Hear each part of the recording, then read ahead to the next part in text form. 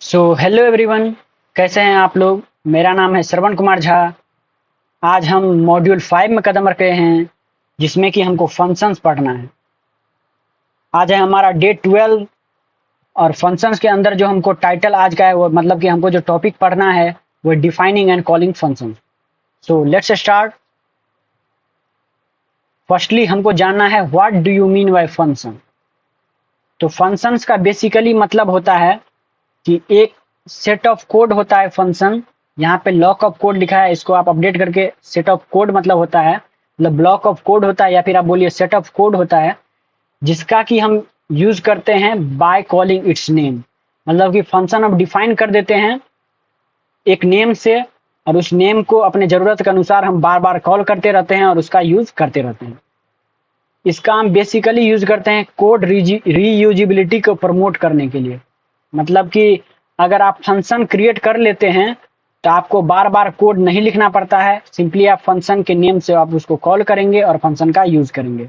इसका अगर आप रियल लाइफ एग्जांपल देखें तो मान लीजिए फैन का आप बटन ऑन करते हैं तो वो एक प्रकार का फंक्शन उसे मान लीजिए। मतलब कि फैन का बटन आप ऑन करते हैं और फैन ऑन हो जाता है, मतलब कि उसका बिल्ट इन पहले से टास्क फिक्स किया हुआ है, उसको ऑन किए वो ऑन हो गया। ऐसे ही फंक्शन को हम पहले से ही डिफाइन करते हैं, उसके अंदर जो यूज केसेस होता है मतलब कि उसका पैरामीटर वगैरह क्या उसका काम है पहले से फिक्स कर देते हैं और उसको अपने अनुसार उसको बार बार कॉल करते रहते हैं और उसका यूज करते रहते हैं। तो ये तो हमारा हो गया व्हाट इज फंक्शन।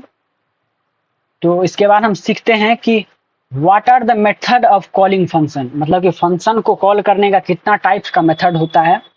तो बेसिकली फंक्शंस को कॉल करने का 8 टाइप का मेथड होता है। इसको हम वन बाय वन समझते हैं कि इसका यूज केसेस क्या है और इसको हम कैसे क्रिएट कर सकते हैं, मतलब कैसे कॉल कर सकते हैं। तो लेट्स स्टार्ट। फर्स्टली हमको जानना होगा कि सिंपल कॉल या सिंपल फंक्शन क्या होता है। तो सिंपल फंक्शन का बेसिकली यूज होता है जब हमको एक फिक्स्ड कोड बार बार रिपीट करना होता है। मतलब कि मान लीजिए हम फंक्शन को डिफाइन कर दें, इसको हम बेसिकली करिए के देख लेते हैं। इसको हम प्रिंट करते हैं तो हमारे सामने जैसे गुड मॉर्निंग भाई लोग आ गया। तो इसको हम समझते हैं कि फंक्शन को कैसे डिफाइन किया जाता है, मतलब बेसिक फंक्शन को कैसे डिफाइन किया जाता है। तो डेफ नाम का कीवर्ड होता है। आपको कीवर्ड पहले हमने बताया होगा कि कीवर्ड का मतलब क्या होता है। तो कीवर्ड का मतलब बेसिकली होता है कि ये एक रिजर्व वर्ड होता है जिसका कि हम यूज करते हैं एक स्पेसिफिक पर्पस के लिए। कीवर्ड को हम वेरिएबल डिफाइन में नहीं यूज कर सकते, वेरिएबल कीवर्ड को हम फाइल नेम में यूज नहीं कर सकते, कीवर्ड को हम फंक्शन के नेम में यूज नहीं कर सकते। उसका मतलब कि उसका टास्क फिक्स है, उसका उसी में यूज करेंगे जिसमें कि उसका प्रीडिफाइंड फिक्स है। तो जैसे डेफ नाम का हमारा कीवर्ड है, इसका हम यूज करते हैं फंक्शन को डिफाइन करते टाइम। इसके बाद हम फंक्शन का नेम, यहाँ पे ग्रीट नाम का फंक्शन हम क्रिएट किए हैं, इसको हम पैरेंथेसिस में देन आफ्टर हम कोट और इसके अंदर हमने लिखा है प्रिंट गुड मॉर्निंग भाई लोग। इसके बाद हम फंक्शन को कैसे कॉल करते हैं तो फंक्शन का सिंपली नेम देन आफ्टर जो हमारा पैरेंथेसिस होता है वो होता है। इसके बाद हम प्रिंट करते हैं तो हमारा आता है गुड मॉर्निंग भाई लोग। ये हमारा हो गया सिंपल फंक्शन जिसमें कि प्री डिफाइंड ये फिक्स है, मतलब कि इसका जो यूज केसेस है फिक्स है। तो ये हमारा हो गया सिंपल फंक्शन। इसके बाद जो सेकंड हमारा है वो है विथ पैरामीटर। मतलब कि फंक्शन का सेकंड जो हमारा कॉलिंग मेथड होता है वो हमारा विथ पैरामीटर है। इसका भी हम यूज केसेस देखते हैं। इसका यूज है जब हमको मल्टीपल इनपुट लेना हो, मतलब कि अलग अलग इनपुट लेना हो और हर एक बार इनपुट चेंज करता हो, तो इसका हम यूज करते हैं उस टाइम। इसको भी हम करके देखते हैं। तो इसके लिए फर्स्टली इसको हम कमेंट कर देते हैं और इसको अनकमेंट करते हैं। इसको हम प्रिंट करते हैं तो आप देखेंगे कि हमारा आ गया hello Shravan how are you. इसको हम समझते हैं कैसे हुआ।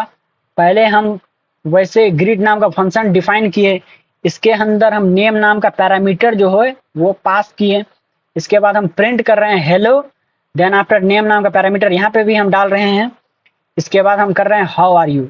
तो हम ग्रीट फंक्शन हम को कॉल करेंगे। इसके बाद यहाँ पे जो हम फंक्शन कॉल में जो हमारा पैरामीटर का जो वैल्यू है यहाँ पे हम पास कर दिए। तो हमने श्रवण यहाँ पे पास कर दिया। इसको हम रन करते हैं तो हमारे सामने आउटपुट आता है hello Shravan how are you, क्योंकि प्रिंट हमारा हेलो देन आफ्टर नेम में जो हमारा यहाँ पे जो हमने वैल्यू को पास किया है वो हमारा नेम में चल गया।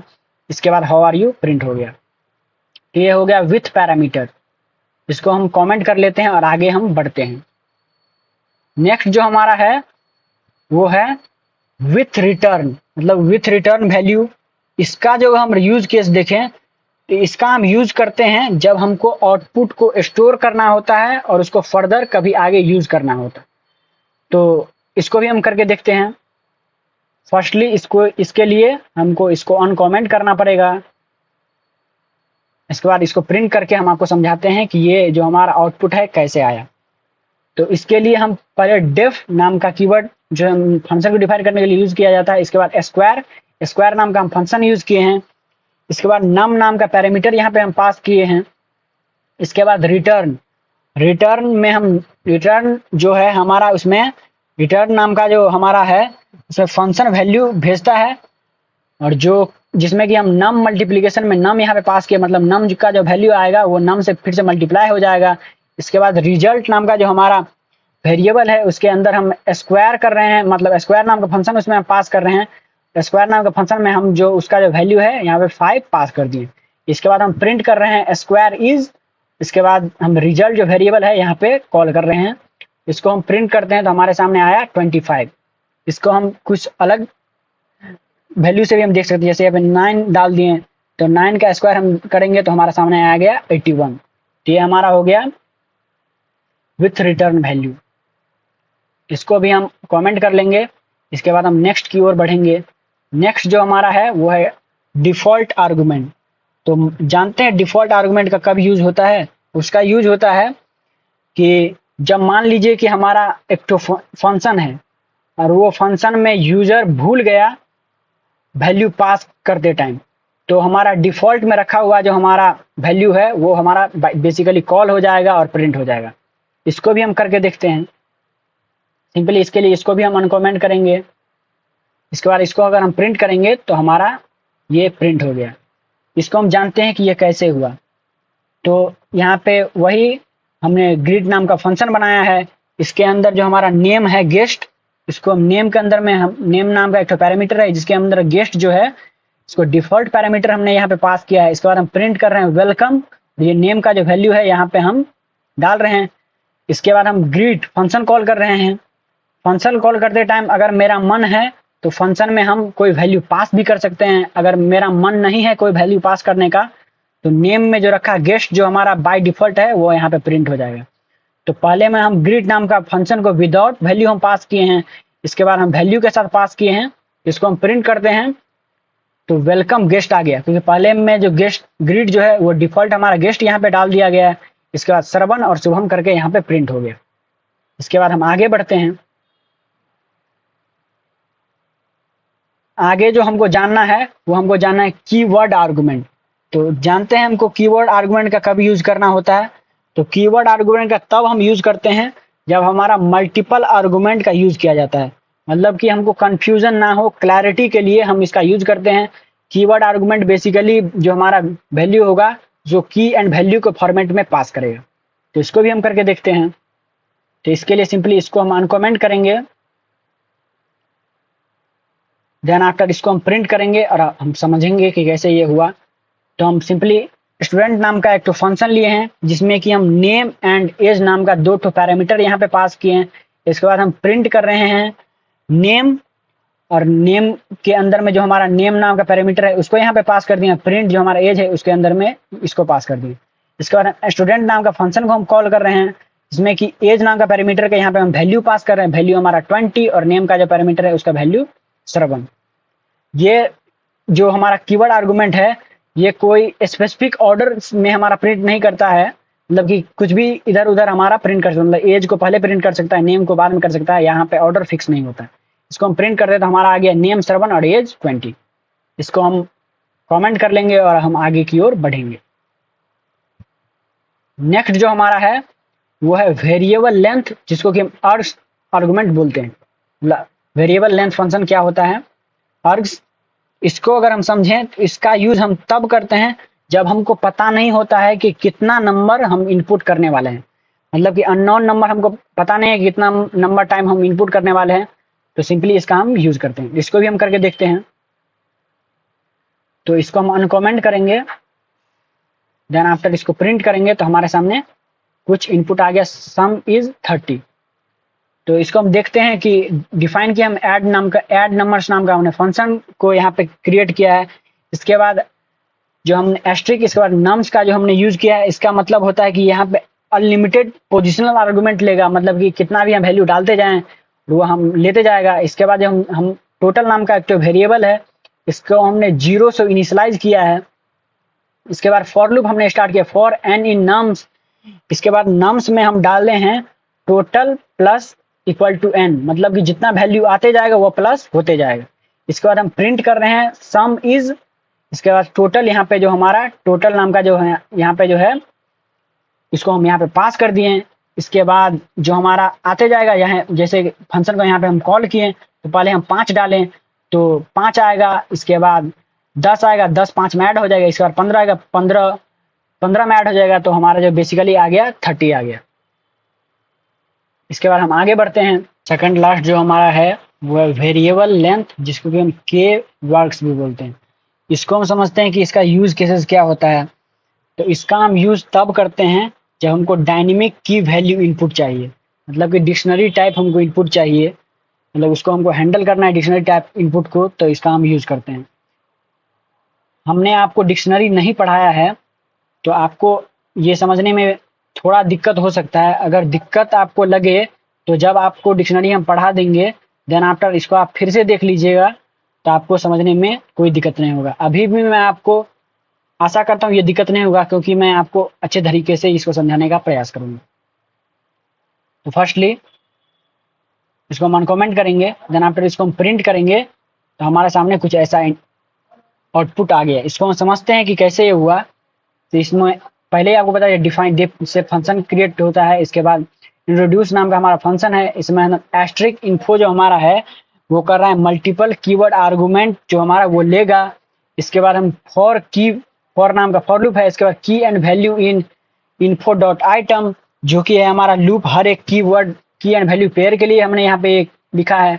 इसके बाद हम प्रिंट कर रहे हैं की एंड कोलोन के साथ वैल्यू जो कि है हमारा, जो इसमें की एंड वैल्यू के पेयर में जो यहाँ पे नेम जो हमारा की है, इसके बाद जो इसके अंदर जो वैल्यू है श्रवण वो हमारा वैल्यू है। इसके बाद हम इंट्रोड्यूस नाम का फंक्शन यहाँ पे कॉल कर रहे हैं जो हमने यहाँ पे क्रिएट किया है। इसमें हम नेम श्रवण यहाँ पे पास कर रहे हैं, सब्जेक्ट पाइथन पास कर रहे हैं और यूनिवर्सिटी पीपीयू का पास कर रहे हैं। बेसिकली इसमें हमने 3 ठो की और वैल्यू पास किया है। इसमें चाहे तो 3 से ज्यादा भी पास कर रहे हैं, जैसे यहाँ पे कॉलम देख के कॉलेज इक्वल टू सीमेज। इसके बाद हम रन करते हैं तो हमारा आ गया name Shravan, subject Python, university PPU, college Cimage. तो आप सीख लिए वेरिएबल लेंथ जिसको हम के वैक्स भी बोलते हैं। इसके बाद हम इसको कमेंट करेंगे और आगे की ओर बढ़ेंगे। जो हमारा लास्ट है उसको हम जानते हैं वो है हमारा रिकर्सिव कॉल फंक्शन। इसका तब हम यूज करते हैं जब हमको लगे कि फंक्शन को हमको बार बार कॉल करवाना हो। इसका बेसिकली यूज हम तब करते हैं जब फैक्टोरियल, फिबोनाची सीरीज या ट्री ट्रैवर्सल का प्रॉब्लम हो और इसको हमको छोटे छोटे पार्ट में डिवाइड करना हो। तो इसको भी हम जानते हैं। इसको हम अनकमेंट करेंगे, देन आफ्टर इसको हम बारी बारी से लाइन बाय लाइन हम समझेंगे। इसका आउटपुट कुछ इस प्रकार है। पहले हम जानते हैं, पहले लाइन में हमने फंक्शन को क्रिएट किया। इसके बाद हम इफ एल्स नाम का कंडीशनल स्टेटमेंट यहाँ पे डाले हैं। If n less than equal to 1 है, ये हमारा लाइन करेगा। ये हमारा n less than equal to 1 जो हमारा बेस केस को डिफाइन करेगा।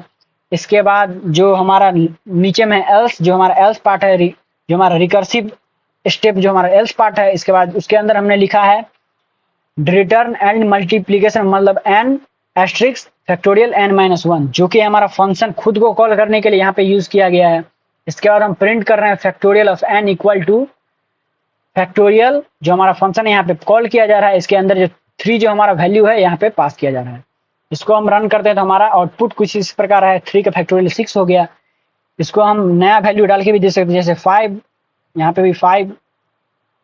इसके बाद इसको हम प्रिंट करते हैं तो 5 का फैक्टोरियल 120 आ गया। तो ये हमारा हो गया आज का लेक्चर। तो आई होप ये आपको पसंद आए। मिलते हैं डे नंबर 13 में, तब तक के लिए बाय बाय, थैंक यू।